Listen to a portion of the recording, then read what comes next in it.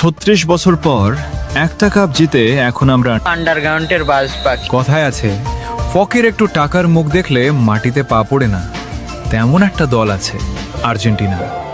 2022 বিশ্বকাপ জেতার পর এমন ভাব ধরছে মনে হয় ফুটবলের জন্মটাই বুঝি 2022 সাল থেকে হয়েছে। এখন তারা অন্য কোনো দলকে দলই মনে করে না।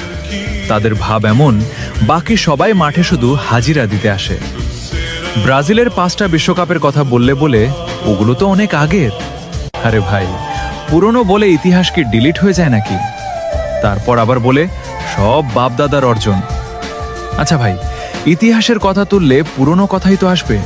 আর তোমাদের ইতিহাসে তো ডিয়েগো মারাদোনার সেই হাতের গোলের গল্প আছে। তবুও এত ভাব। আর আমাদের বাপদাদাদের ছিল জমিদারি, 5টা কাপ রেখে গেছে উত্তরাধিকার হিসেবে। If you don't mind, Argentina সাপোর্টাররা কি আবার